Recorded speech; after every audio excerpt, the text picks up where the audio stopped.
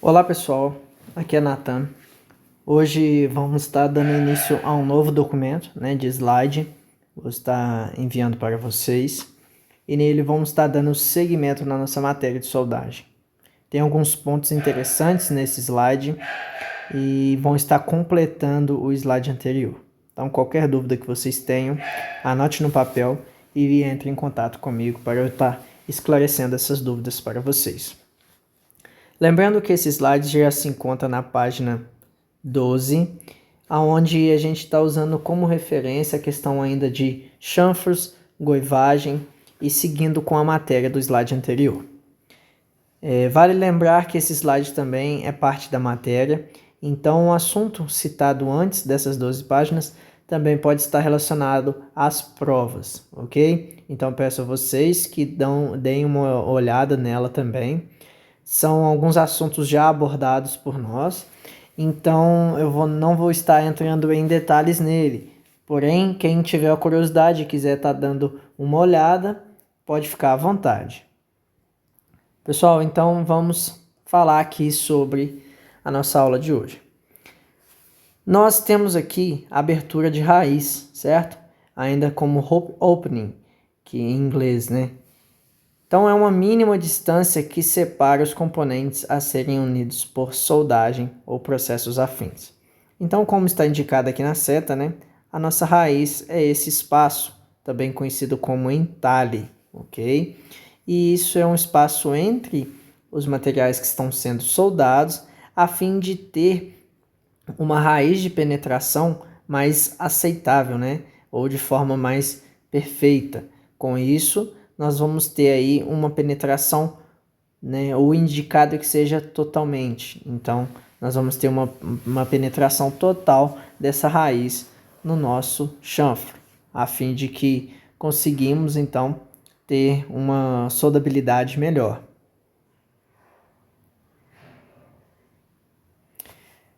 Então, nós temos ainda como alívio de tensão, que é Stress Relief Heat Treatment, ok? Onde nós temos um aquecimento uniforme de uma estrutura ou junta, de uma solda a uma temperatura suficiente para aliviar a maioria das tensões residuais, seguindo de um resfriamento uniforme.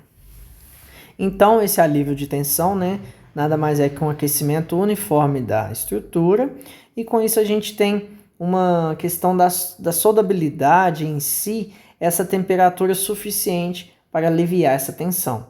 Então, quando a gente está fazendo uma solda num determinado material, nós estamos aplicando diferentes tensões nesse material. Em soldagens mais avançadas, nós estudamos a questão da ZTN, que é a zona termicamente afetada, ou ZTA também conhecida. Então, nessa zona termicamente afetada, nada mais é que essa tensão que deve ser aliviada de forma gradual, Então, nós temos que ser de forma controlada, a fim de evitar trincas e possíveis defeitos na solda, que são geradas através dessas tensões que são aplicadas no material. Então, esse aquecimento que é feito, na maioria das vezes, de forma controlada, e ele é aliviado, abaixada essa tensão, a fim de garantir esse alívio do material. Isso se dá ao aglômero de moléculas, de partículas e de grãos do material, e esse agrupamento dos grãos nessa tensão normalmente gera o que a gente chama de coesão molecular, que é um choque entre as moléculas. Então, entrando um pouquinho na física e química do material, tá, pessoal? Isso é só para questão de conhecimento de vocês. Então, o material ele gera uma tensão, e essa tensão a gente chama de coesão molecular, onde vai estar gerando choque entre uma molécula e outra. Então, com isso, nós temos que aliviar isso de forma gradativa, Não pode ser de uma vez, senão gera trincas, gera as imperfeições no material. Então, a fim de conseguir isso, nós temos então o aquecimento da peça e essa diminuição do aquecimento, a fim de aliviar essa tensão. A alma do eletrodo, que é o núcleo metrálico do eletrodo revestido, cuja seção transversal apresenta uma forma circular maciça. Isso, né, já falamos anteriormente, porém aqui, para estar exemplificando, nós temos o eletrodo aqui dentro do revestimento e aqui o eletrodo sem revestimento.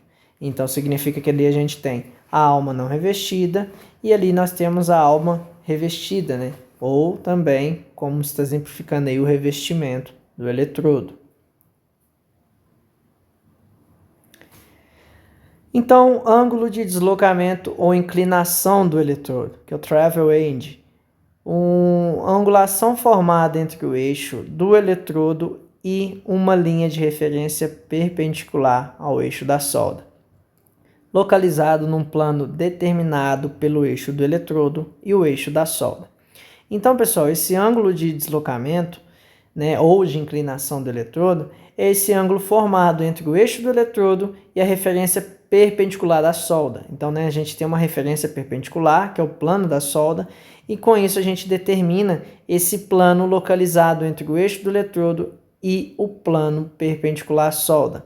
Como vocês podem ver, nós temos aqui o ângulo de deslocamento, certo? Esse é o ângulo que seria o deslocamento da nossa soldabilidade.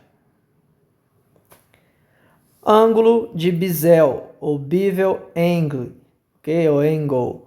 Ângulo formado entre a borda preparada do componente e um plano perpendicular à superfície do componente.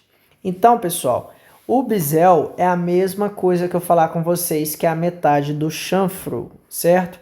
Então, quando nós temos uma angulação em uma das peças, nós falamos que é o Bezel. Esse Bezel, ele é marcado através de uma abertura, de uma angulação, e isso demonstrado em uma peça. Quando vocês têm a junção das duas peças em si, nós falamos que aí sim é o chanfro. Porém, quando nós temos em uma somente peça, nós falamos que é o bisel. Então, esse bisel é um ângulo formado entre a borda, né, de preparação para o material que vai ser soldado. Nesse caso aí, 30 graus Celsius. Então, o bisel nada mais é que essa angulação nesse ponto. Poderia também ser um bisel aqui, ok? Então, o bisel aqui seria na outra parte do material.